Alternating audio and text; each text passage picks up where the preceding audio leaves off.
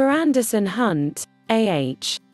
Brown, frustration was a powerful factor that inspired much of his success. The frustration and pain of losing 3 wives to childbirth in his segregated hometown of Charleston, West Virginia inspired him to fight for adequate medical care for black citizens. That push led to the opening of the community hospital in 1924, the city's first state-of-the-art hospital for black residents. Brown's frustration with a lack of affordable housing for black families inspired him to build a real estate empire based on filling that need. His frustration with discrimination, meanwhile, fueled a lifelong fight to desegregate Charleston and create opportunities for black residents to thrive. Brown was hardly alone in developing real estate for underserved communities. Many other developers did the same in a way that too often exploited black customers who had few rights or options to live anywhere else. But the son of former slaves was part of a distinctive group of black real estate developers who built their wealth from creating high-quality housing for people who had been living in slum-like conditions across the country.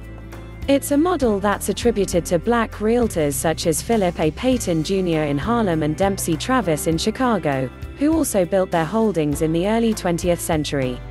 Along with developing residential properties, Brown also built commercial properties and leased office space to fellow black entrepreneurs in Charleston, creating one of the earliest black-owned shared workspaces.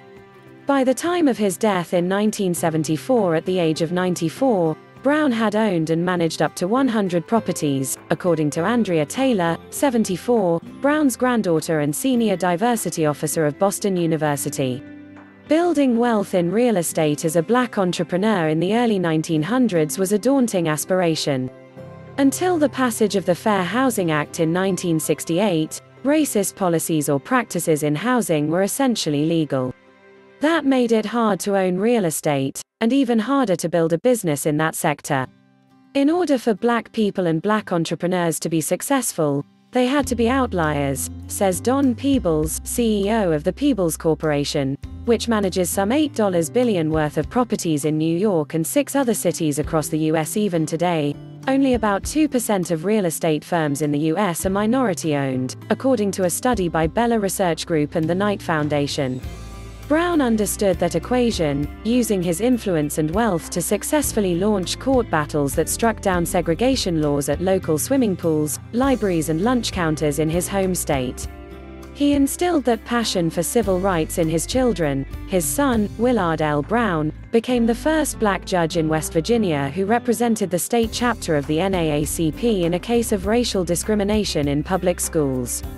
That filing became part of the landmark 1954 U.S. Supreme Court case, Brown v.